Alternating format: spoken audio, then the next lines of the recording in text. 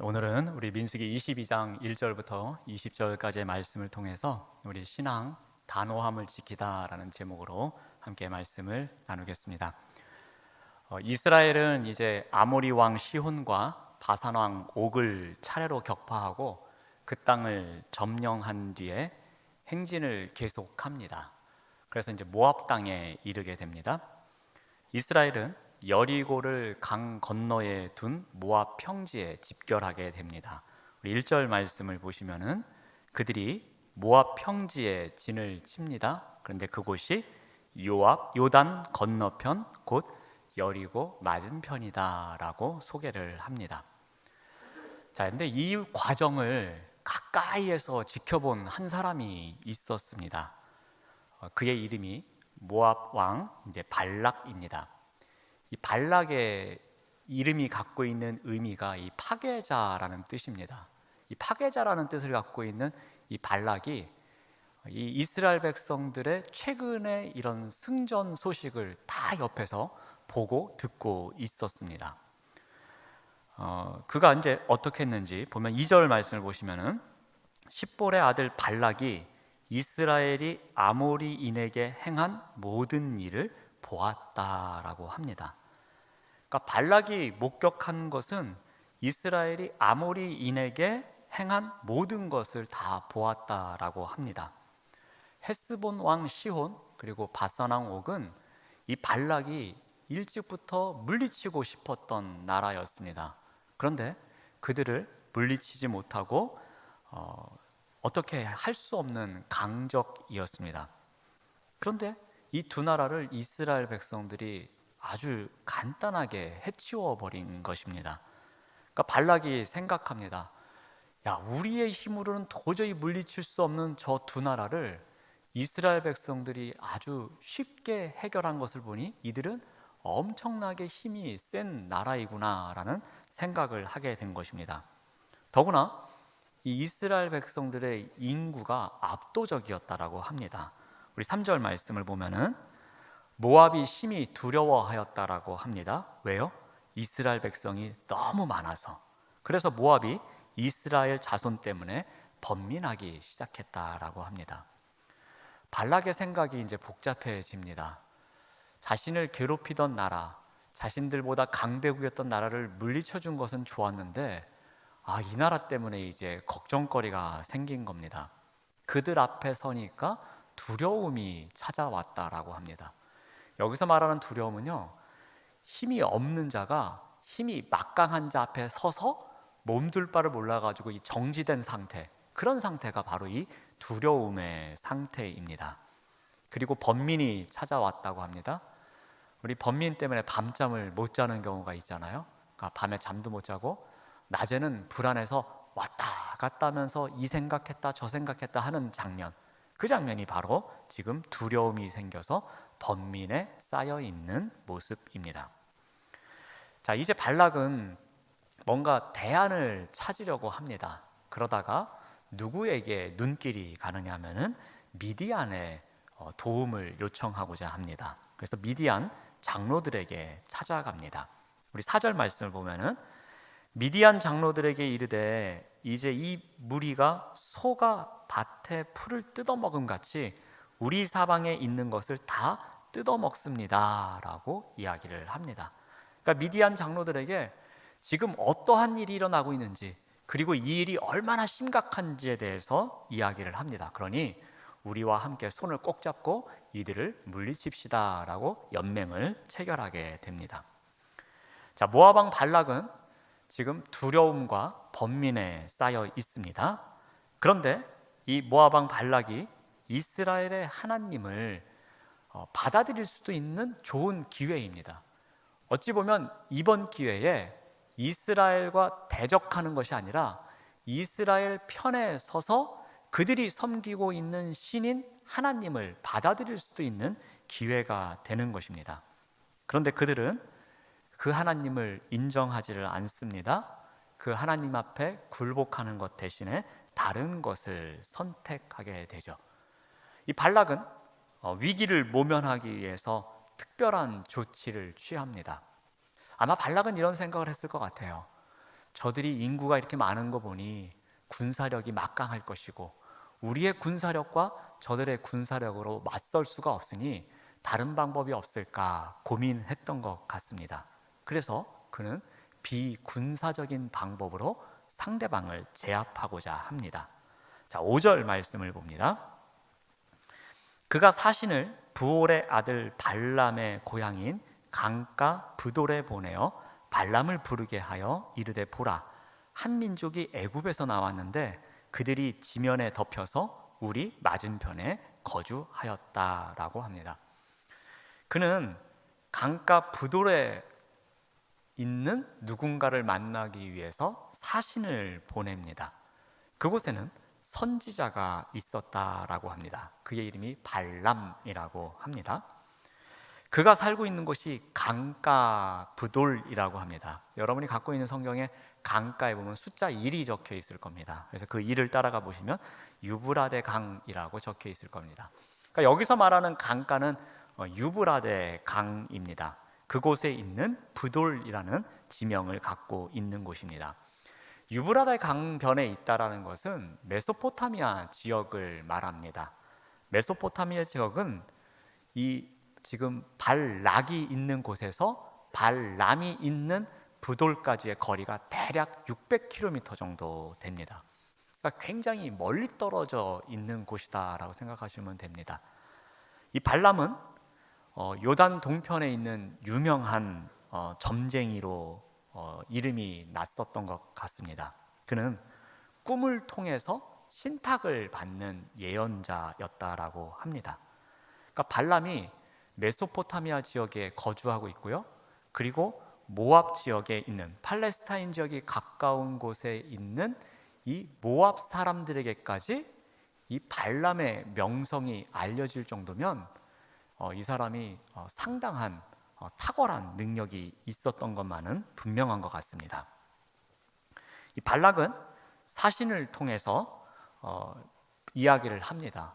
애굽에서 탈출한 한 민족이 있는데 지금 지면을 가득 덮고 있다고, 마치 메뚜기 떼처럼 덮고 있어서 그들을 막아낼 방법이 없다라고 이야기를 합니다. 그러면서 이 위협적인 상황을 이 유명한 점술가인 선지자인 발람을 초청해 와서 그의 신통력으로 이스라엘을 물리치고자 했던 것 같습니다. 그러니까 군사력으로는 물리칠 수가 없으니까 비군사력으로 물리치기 위해서 좀 신통한 능력을 이용하고자 했던 것 같습니다. 6절 말씀을 보면은 우리보다 강하니 청하건대 와서 나를 위하여 이 백성을 저주하라. 내가 혹 그들을 쳐서 이겨 이 땅에서 몰아내리라. 그대가 복을 비는 자는 복을 받고 저주하는 자는 저주를 받을 줄을 내가 알미니라. 600km 정도나 떨어져 있는 곳에 발람에 대한 소문이 들려왔는데 그 소문의 내용이 무엇입니까?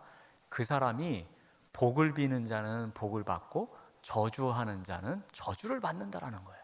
그러니 이 발람, 신통한 능력이 있는 발람을 초청해 와서 그의 힘을 빌어서 이스라엘 민족에게 저주를 퍼붓는다면 이 민족이 분명히 멸망할 것이다 라는 생각을 한 것 같습니다.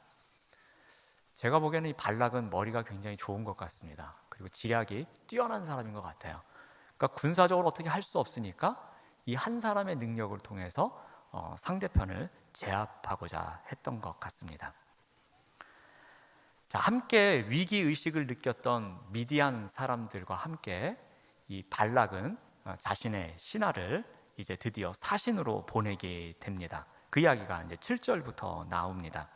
7절을 보시면 모압 장로들과 미디안 장로들이 손에 복채를 가지고 떠나 발람에게 이르러 발락의 말을 그에게 전하였다라고 합니다. 자, 그들이 발람을 만나기 위해서 600km나 되는 길을 갑니다. 부지런히 갔어도 한 20여일은 걸렸을 겁니다. 가는데 그들이 가지고 간 것이 있습니다. 복채입니다. 복채는 우리가 잘 알고 있습니다.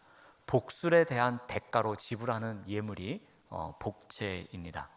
이 복술이라는 것은 어떤 징조나 현상을 보면서 이 장래의 길흉화복을 예고하는 기술을 말합니다. 그러니까 예를 들면 어떤 쌀을 뿌려가지고 그 뿌려진 것을 보면서 그 현상을 보면서 장래의 길흉화복 중에 무엇이 올 것인지를 미리 내다보는 것을 복술이라고 합니다. 그래서 여기서도 그런 의미가 있지만 대부분의 복채는 좋은 점괘를 사려는 의도를 갖고 있는 겁니다. 그러니까 복채를 가지고 간다라는 것은 내가 이 중에 좋은 점괘를 사오겠다라는 의미를 갖고 가는 겁니다. 그러니까 여기 나오는 모압 장로들과 미디안 장로들은 그것을 위해서 이 복채라는 것을 들고 갔습니다. 오랜 시간을 걸려서 갔을 겁니다. 그리고 이 발락의 말을 발람에게 전합니다. 자, 그러자 이 발락이 보낸 귀족들의 이야기를 들은 발람은 그들에게 숙소를 제공하고 이렇게 이야기를 합니다. 8절 말씀을 보시면 발람이 그들에게 이르되 이 밤에 여기서 유숙하라. 여호와께서 내게 이르시는 대로 너희에게 대답하리라 라고 말합니다. 즉 하나님께서 어떻게 지시해 주는지 그것에 따라서 여러분에게 알려주겠으니 오늘 밤은 여기서 유숙하라고 이야기를 합니다. 그리고 하나님의 지시를 받습니다. 그게 9절부터 나오는 내용입니다. 9절부터 잠깐 보시면은 하나님께서 이제 발람에게 말씀하십니다. 너와 함께 있는 사람들이 누구냐라고 묻습니다. 그러자 10절에 이렇게 대답합니다. 모압 왕 십볼의 아들 발락이 보낸 자들입니다 라고 대답을 하지요. 그랬더니 11절에 이런 답변이 옵니다. 애굽에서 나온 민족이 지면에 덮였으니 이제 와서 나를 위하여 그들을 저주하라. 내가 혹 그들을 쳐서 몰아낼 수 있으리라 하나이다 라고 그들이 이야기했다라고 보고합니다. 그러자 12절에 이렇게 답변합니다. 하나님이 발람에게 이르시되 너는 그들과 함께 가지도 말고 그 백성을 저주하지도 말라. 그들은 복을 받은 자들이다 라고 이야기를 하십니다. 하나님께서는 발람에게 이 모압에서 온 이 사신들과 함께 절대로 따라가지 말 것을 말씀하십니다.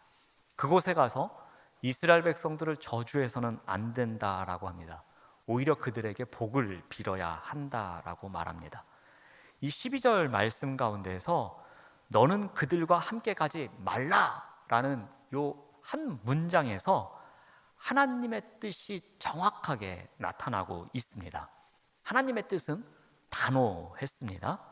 하나님의 뜻은 어떤 다른 말씀도 덧붙이거나 뺄 필요가 없는 대답이셨습니다. 발락이 어떠한 계획을 세우고 있는데 그러니 너는 절대로 따라가서는 안 된다라고 말씀하십니다. 이 백성은 40년 동안 지금 광야에서 그 여정을 보내고 있는 것이다. 그리고 그들에게는 복이 내려질 것이다. 그러니 그들에게 가서 함부로 어떠한 행위를 해서는 안 된다라고 단호하게 말씀을 하십니다. 그래서 그 다음날 아침이 됩니다. 13절에 보니까 발람이 아침에 일어나서 그들에게 말합니다. 여호와께서 함께 가기를 허락하지 아니하셨으니까 여러분 그냥 가세요 라고 이야기를 합니다. 자, 이 부분까지 보면은 하나님께서는 이스라엘 백성에 대해서 복을 주시겠다라는 약속을 꼭 지키시는 장면을 우리가 볼 수 있습니다. 아브라함 때입니다. 우리 창세기 12장에 나오는 아브라함 때의 일부터 보시면 하나님께서 그의 후손들에게 어떠한 복을 주시겠다라고 약속하신 장면이 있습니다. 그때의 핵심이 이겁니다.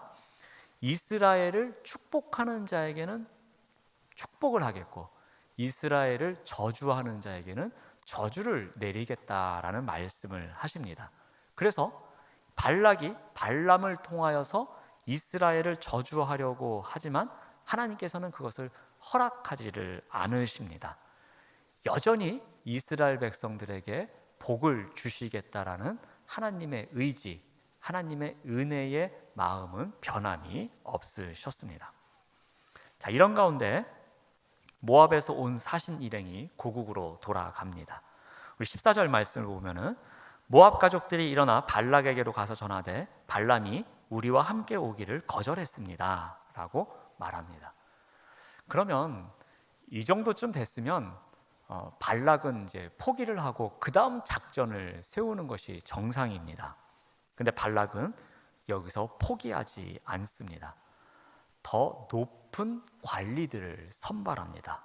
그리고 더 규모 있는 뇌물을 복채를 준비합니다. 우리 15절 말씀을 보시면은 발락이 다시 그들보다 더 높은 고관들을 더 많이 보냈다라고 이야기를 합니다.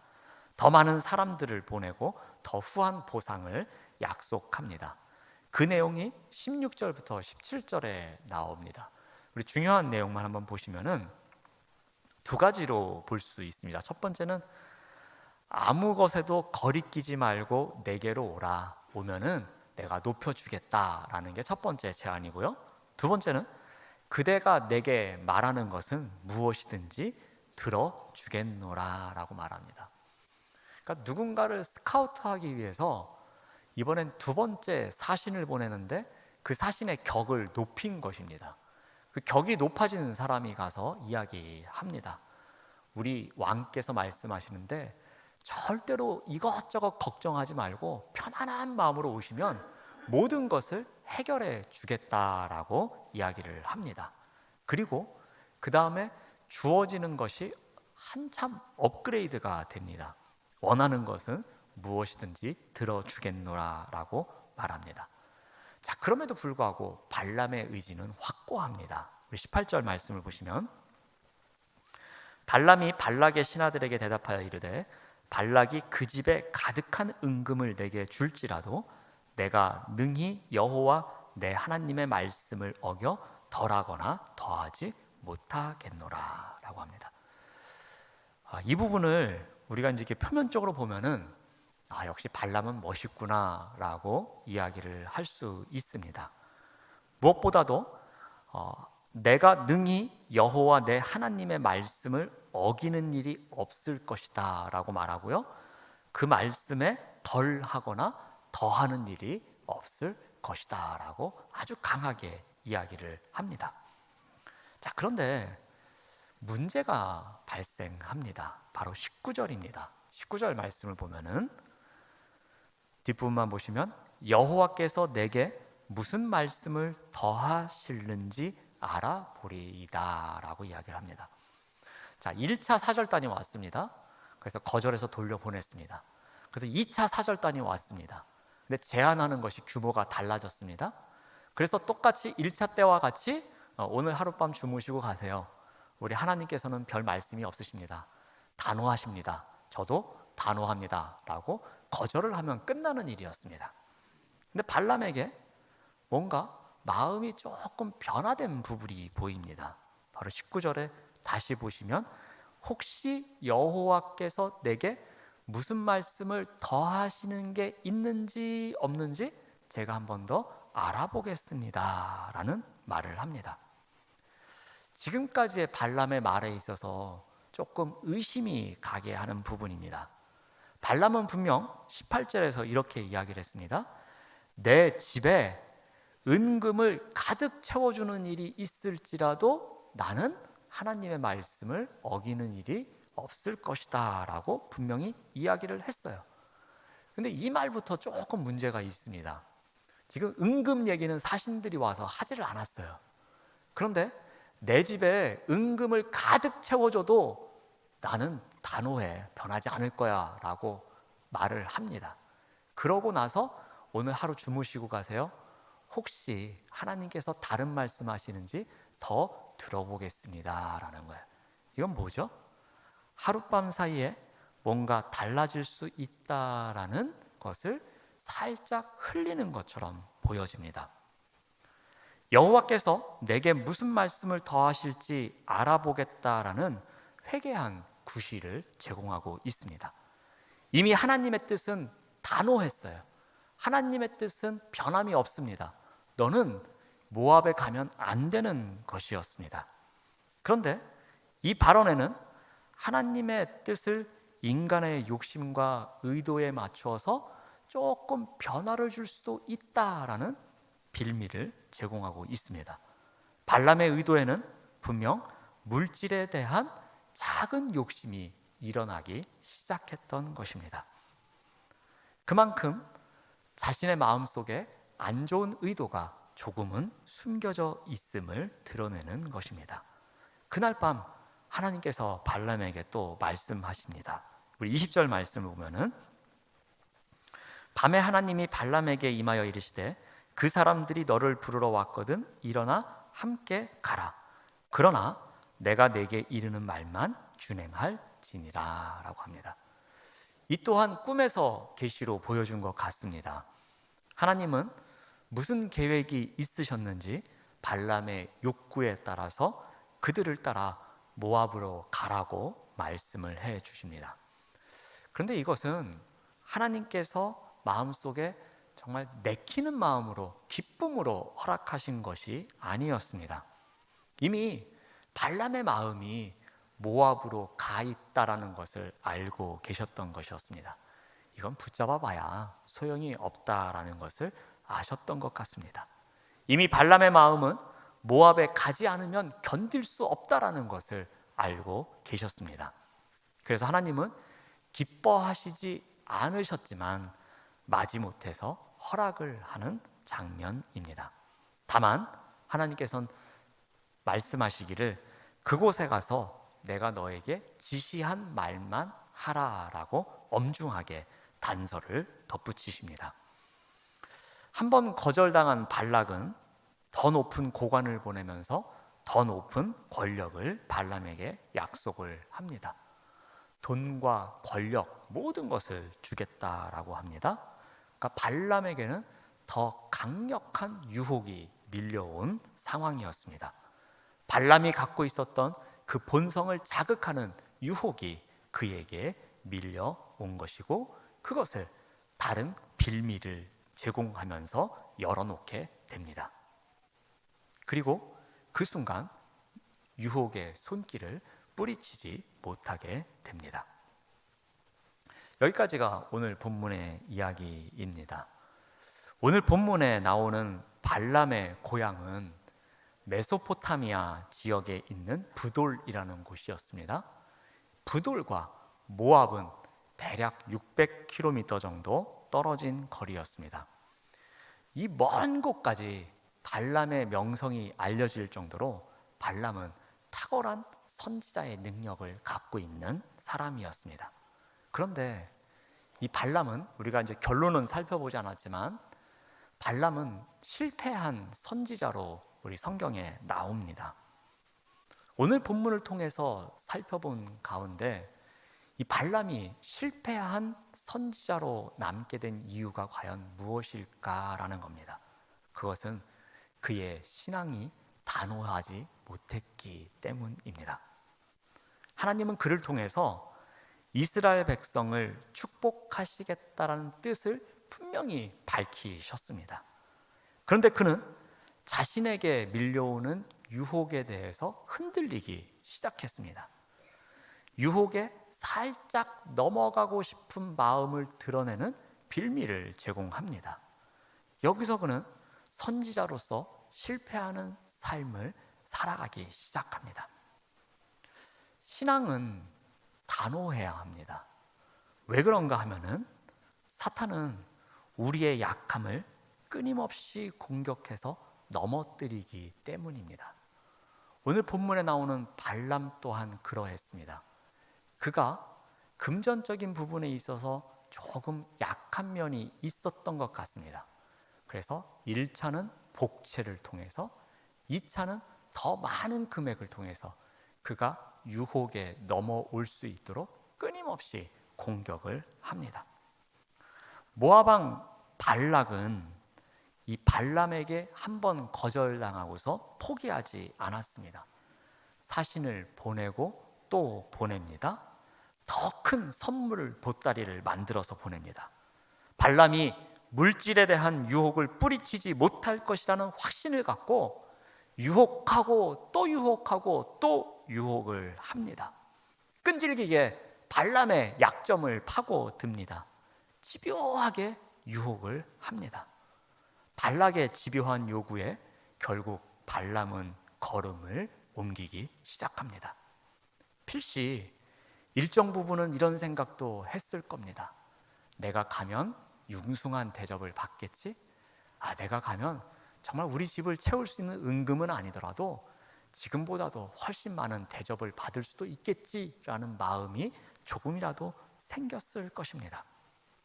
복채도 받았을 것이고요, 원하는 것은 다 해줄 것이라는 제안에 마음이 솔깃하기도 했을 겁니다. 그런데 이 길은 발람을 멸망으로 인도하는 늪이었습니다. 작은 유혹 앞에서 단호하지 못했기 때문에 늪에 점점 깊이 빠져들어가고 말았습니다. 사랑하는 여러분, 우리를 무너뜨리려는 유혹 또한 이와 같이 집요합니다. 그러므로 우리가 영적 전쟁에서 승리하기 위해서는 우리의 신앙은 단호해야 합니다. 이 단호함이 나의 약함을 공격하는 이 집요한 유혹을 이겨낼 수 있기 때문입니다. 저희 결혼을 주례해 주셨던 목사님이 계셨습니다. 지금은 하늘나라에 계시는데, 이 목사님은 이 신앙에 있어서는 정말 단호하신 분이셨습니다. 그렇지만 그 이외의 것에 대해서는 많이 열려 있고 사랑이 많으시고 또 상대방에 대한 배려심이 매우 깊으신 분이셨습니다. 그분은 이 신앙생활에서 단호함을 지키기 위해 가장 중요한 것이 예배라고 늘 강조하셨습니다. 그래서 거의 한 달에 한 번은 설교 시간에 이런 말씀을 하십니다. 죽는 일이 아니면 주일 성수해야 한다라고 가르치십니다. 그래서 거의 저는 초창기에는 제가 교육전사로 있던 교회였는데 저희 교회 표어인지 알 정도로 늘 죽는 일이 아니면 주일 성수해야 한다라고 가르쳐 주셨습니다. 그러면서 우리의 신앙을 무너뜨리기 위해서 유혹하는 것이 너무나 많이 있다. 하나 무너지면 둘이 무너지고 둘이 무너지면 더 많은 것이 무너진다라고 말씀을 하십니다. 그래서 죽는 일이 아니면 주일 성수를 꼭 해야 된다라고 가르치십니다. 이것이 신앙생활의 처음이자 마지막이라고 이 부분을 무척 강조하셨습니다. 그분이 말씀하시는 이 죽는 일이 아니면 주일 성수해야 한다라는 이 외침 속에는 예배가 무너지면 신앙의 단호함을 지킬 수 없다라는 의미가 담겨져 있는 것 같습니다. 사랑하는 여러분, 어느 곳에 있든지 무엇을 하든지 하나님 앞에서 살아가는 예배자의 단호함이 우리의 신앙을 지켜줍니다. 어떤 상황 속에서도 내가 예배자의 삶을 살아가겠다라는 단호함이 나의 약한 부분을 집요하게 공격해오는 사탄의 유혹을 막을 수가 있을 것입니다. 그러므로 신앙은 단호해야 합니다. 신실한 예배자의 삶이 우리의 신앙을 단호하게 만들어 줄 것입니다. 이러한 예배자로 살아가시는 우리 모두가 되시기를 바랍니다. 기도하겠습니다. 하나님 감사합니다. 우리의 약한 부분이 넘어지지 않도록 인도하여 주시옵소서. 단호한 신앙으로 우리에게 밀려오는 크고 작은 유혹을 이겨낼 수 있도록 인도하여 주시옵소서. 예수님의 이름으로 기도드립니다. 아멘.